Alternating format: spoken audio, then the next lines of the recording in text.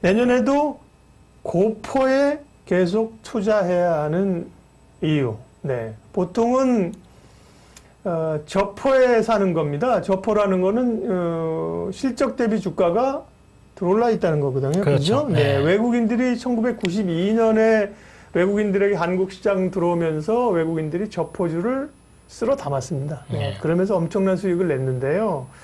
고포라는 거는 잘 아시겠지만 PR이 고포라는 거는 이익에 비해서 주가가 엄청 많이 올라가서 배수를 멀티플이 많다는 거예요. 그죠? 2차 전지 업체들 지금 기본적으로 40배, 50배. 그죠?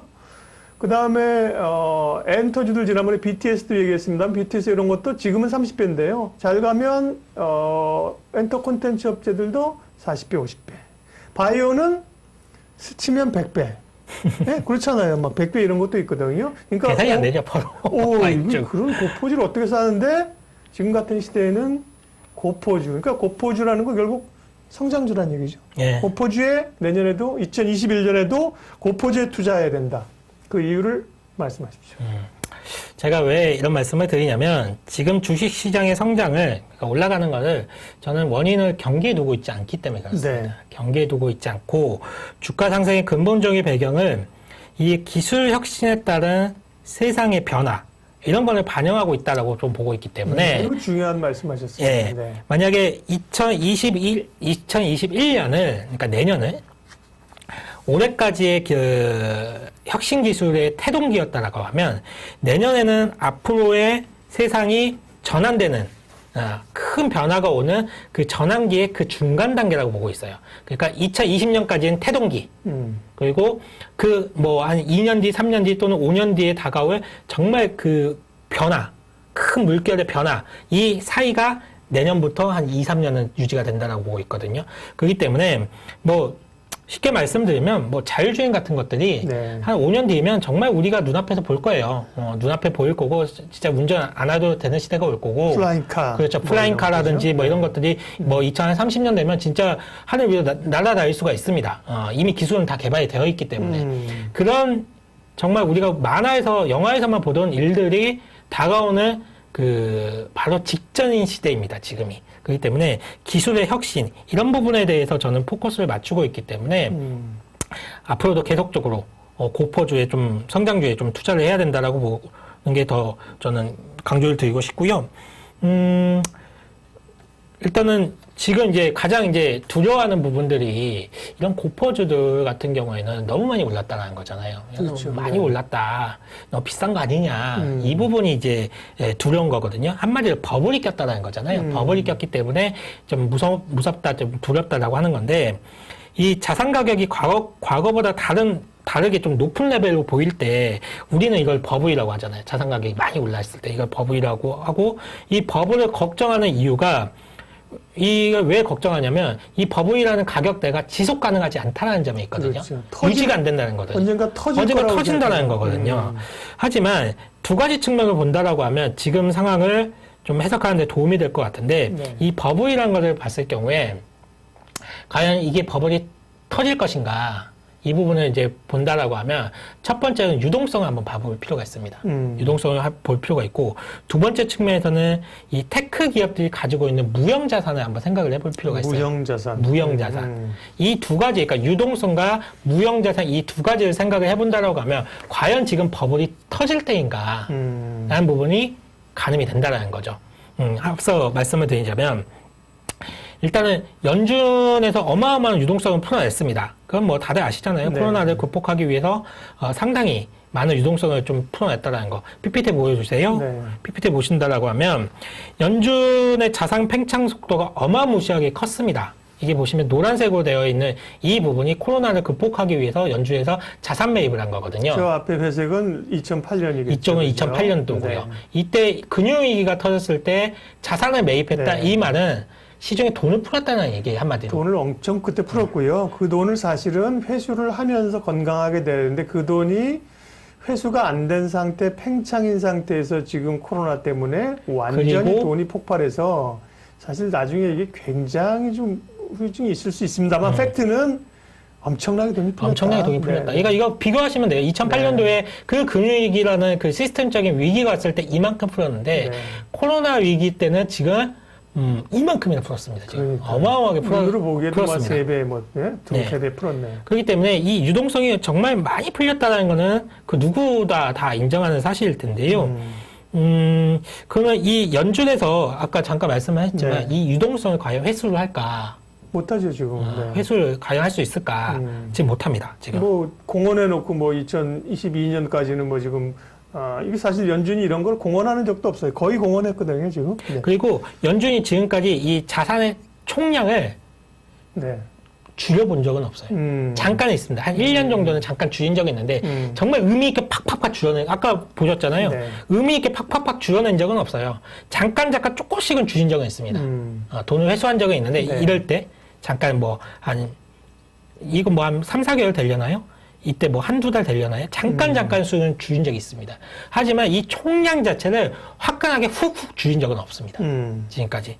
그렇기 때문에 연준 같은 경우에는 자산이 급격하게 팽창을 한다라고 하도 유동성이 급격하게 많아진다고 하더라도 자산 규모 증가 속도를 조절할 뿐이지 이 총량 자체를 급속히 조절할 일은 지금은 걱정할 필요 없다. 그리고 과거에도 없었다라고 보시면 될 것 같고요. 엄청난 유동성이 고포주의 땔감을, 에너지를 계속 제공한다. 그렇죠. 표현 좋죠? 예. 네, 아주 마음에 드네요. 네, 이 그게 표현. 그게 예. 첫 번째 이유이고. 그리고 두 번째 보신다라고 하면, 두 번째 PPT를 보신다라고 하면, 또 이 부분에 대해서 이제 네. 고민을 하는 거죠. GDP 대비해서 연준의 총자산, 이걸 보는 거죠. GDP 대비해서. GDP라는 우리 경제 규모에 비교해서 이제 연준에서 얼마큼 네. 돈을 뿌려냈느냐 하면, 이 파란색 보시면 어마어마하게 뿌렸잖아요. 그러니까 그 경제 규모는 이거밖에 안 되는데, 조금밖에 안 되는데, 이렇게 돈 많이 뿌려가지고 지금 증시가 버티는 거 아니냐라고 하는 건데, 제가 볼 때는 일단은, 연준의 생각은 이걸 겁니다. GDP 대비해서 연준의 총자산 비율이 이만큼 퍼센테이지가 올라와 있는데, 연준의 총자산은 급격하게 줄이지 않는다 그랬어요. 연준의 총자산이 분자거든요.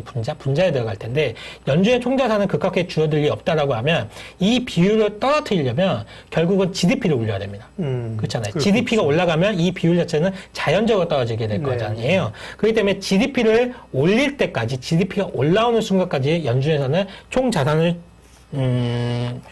줄이기보다는 관리하는 차원에서만 좀 있기 때문에 이 유동성이라는 것은 여전히 시장에 존재한다라고 보시면 될 것 같고 그리고 또 중요한 게 이 GDP에 대한 개념을 어떻게 봐야 되나 우리가 GDP라는 얘기를 많이 하지만 이 GDP라는 개념을 과거와는 좀 달리 봐야 되지 않나라고 좀 생각하고 있습니다. 이게 이제 기업들이 가지고 있는 테크들이 갖고 있는 무형자산에 대한 얘기인데 과거에 이제 버핏 지수라고 하는 GDP 대비해서 시가총액 그렇죠. 비율, 네. 그 비율을 하는데 뭐 미국 같은 경우 200%가 넘었잖아요. 한국도 지금 과하다 그런 얘기 네, 100%가 넘어갔고 예전 같았으면 버핏 할아버지가 100%만 넘어도 이거는 버블이다 해서 주식을 다 집어 던질 텐데 네. 지금 미국 같은 경우 200%가 넘었음에도 불구하고 애플을 여전히 사고 계시고 엊그저께는 테슬라를 사니 많이라는 얘기까지 나왔어요.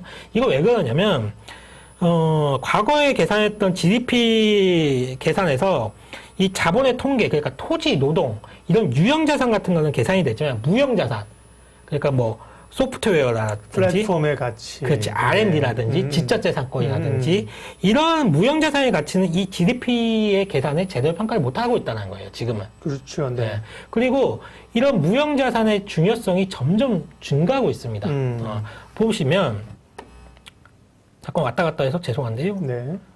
보시면 무형자산을 기준으로 해서 기업 수익을 매긴 건데 2020년 자료는 없더라고요. 그래서 2019년 자료를 가지고 왔는데 보시면 마이크로소프트, 아마존, 애플, 알파벳, 페이스북, AT&T, 텐센트 이런 모든 기업들이 무형자산이 전 세계에서 가장 큰 기업들인데 마찬가지로 시가총액도 가장 큰 기업들이거든요. 전 세계에서 이런 업체들이 무형자산이 큰 만큼 시가총액이 컸는데 이 어마어마한 기업들이 가지고 있는 무형자산이 과연 GDP에 적절히 측정이 되어 있느냐, 계산이 되어 있을까라는 부분인 거고, 만약에 이 GDP에 이 무형자산이 과소평가가 되어 있다면, 제대로 반영이 되지 못했다라고 하면, 아까 말씀드렸던 GDP 대비해서 연준 총자산에서 이 GDP라는 개념 자체가 계산됐을 때 너무 과소평가되어 있기 때문에 이 비율 자체도 지금도 과하지는 않을 수도 있다는 거죠.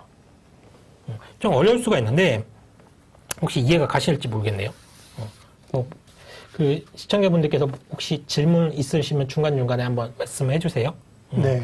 그렇기 때문에 제가 볼 때는 시청자님들은 블록체인 얘기해달래요. 블록체인 그런 부분들도 GDP 계산에 안 돼 있는 거죠. 예전과는 없었던 것들이니까. 그렇죠. 네. 그런 것도 없었던 것들이고. 그러니까 흔히 얘기해서 저는 이제 경제학을 나왔거든요. 네. 경제학과를 나왔는데 저희 경제학과에서는 제 경제학과로서 이제 말씀을 드리자면 굉장히 신성시되는 법칙이 필립스 곡선이었어요. 물가와 실업률의 관계, 반비례한다. 네. 이 관계인데 지금은 필립스 곡선이 다 깨졌습니다. 그러니까 고용이 아무리 늘고 고용이 아무리 늘어도 물가가 올라가지 않아요. 고용이 아무리 많이 생산했는데 물가가 늘어나지 않는데 왜 그러냐면 필립스 얘기 짧지만 마무리 어려워. 지금도 네. 어려워. 네. 고용 자체가 경제에 미치는 영향이 예전과 같지 않고 제한적이라는 거예요. 고용 없는 성장이 되고 있잖아요. 사실은 지금 보면 뭐 주차장 이런 데도 다 사실은 예전에 거기서 돈 받으신 분 다 없어요. 이 정도 다음에 주문할 때 커피 주문하면 커피 그 다 키오스크로 다 주문하잖아요. 그 부분이 되게 줄어드니까. 중요하다는 거예요. 예전에는 경제를 계산할 때 생산 곡선을 계산할 때 토지와 노동을 가지고 자본을 가지고 계산을 했다라고 하면 이 노동이라는 부분들이 상당히 중요성이 감소하고 있다는 거죠. 네. 그리고 이 부분을 대체하고 있는 것들이 무형자산. 아까도 하셨지만 눈에 보이지 않는 것들. 이런 것들이 대부분의 경제를 대체하고 있기 때문에 이 GDP가 우리가 생각하는 이 GDP라는 개념 자체가 과거와는 좀 달리 접근을 해야 되고 지금 계산되는 GDP는 상당히 과소평가되어 있다. 그렇기 때문에 예를 들어서 뭐 버핏 룰 같은 경우에도 GDP 대비해서 시가총액이잖아요. 근데 GDP 자체가 과소평가되어 있다라고 네. 하면 뭐 주가라는 측면은 뭐 그렇게 많이 비싸지 않다라는 논리가 될 수가 있는 거죠. 그리고 내년도에도 마찬가지로 이런 현상은 지속이 될 것이고 이 무형자산의 가치가 내년에도 상당히 커질 것이기 때문에 뭐 카카오톡 같은 경우도 마찬가지잖아요. 저희가 카카오톡 가입을 하지만 이 카카오톡을 가입을 한다 해서 돈 들어가는 건 아니잖아요.